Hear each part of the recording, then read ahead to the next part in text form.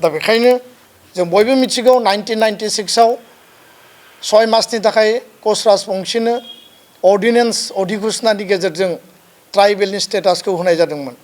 आरो माजुलिया ST seat माजुलियाव मिसिं मानसि थायो सनवाल बा ट्राइबेल मानसि थायो बेयाव गुबुनारि हारसा बा असमियाफोर दङब्लाबो ट्राइबेल सीट हिसाबै ट्राइबेलनि संख्यानो बारा आरो बे माजुलि सीटनिफ्राय करुणा दत्त होननाय सासे कच राजबंशी व्यक्तिया 6 मासनि थाखाय जि अर्डिनेन्स खालामनानै एसटि होदोंमोन बिथाङा बे समाव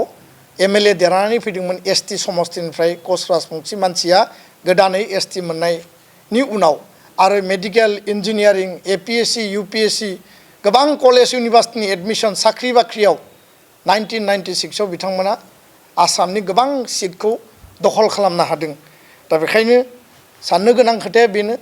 जे दिनै आसाम विधान सभानि बिसायख'थिखौ नोजोर बोनानै आसामनि गिबि मन्थ्रिया बे खोथाखौ स्पष्टयै बुंदों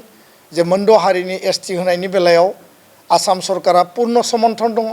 दिनै जों नायदों जे बिजेपि कंग्रेस एजिपि जेसेबां दोलोफोर दङ आसामाव पलिटिकेल पार्टिस बयबो समर्थन दङ 6 जनगोष्ठीखौ जनजातिकरण खालामनांगौ आरो दिनै आसु एजिवाइसिनिफ्राय लानानै जेसेबां ट्राइबेलनि अनगायै जेसेबां हारि हारिसाफोरनि माहारियारि फरायसा आफादफोर दङ बिथांमोनाबो बयबो समर्थन खालायो जे ट्राइबेल होनायाव जोङो सापर्ट खालायो रावहाबो दिनै बादा गैया दा बेबायदि पर्यायाव आसामनि गिबि मन्थ्रिया बुंदों जे थांनाय समाव आसाम सरकारा जि मोनसे रिकमेन्डेसन हरदोंमोन तरुण गगৈनि समाव प्रणब गगৈ जि स्पिकार विधान सभानि बिथांनि इनिशिएटिभआव रायलायलायनायनि गेजेरजों जे थाखानाय एसटिखौ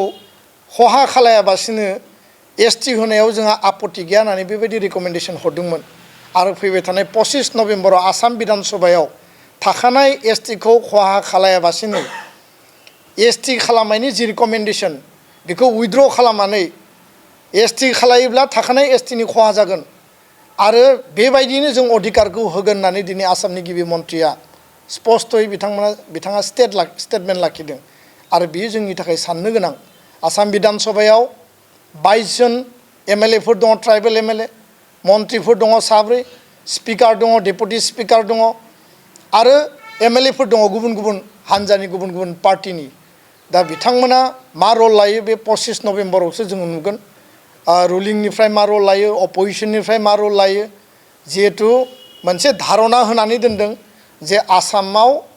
जुदि 1.5 कोटि बे जनसंख्यानि सुबुंफोरा जुदि एसटि जायोब्ला आसामा ट्राइबेल स्टेट जागोन होननानै भारतनि संबिधानाव कुनु खनायाव कुनु आर्टिकलाव कुनु सिडुलाव एसटि स्टेट बा ट्राइबेल स्टेट होननानै बेबायदि कनसेप्ट लिरनाय गैया बे मोनसे भुवा धारणा होनानै माने बांलादेशनिफ्राय रैखा खालामनो थाखाय एसटि खालामनांगौ बेबायदि परिबेसखौ दिनै तयार खालामनाय जों नुदों।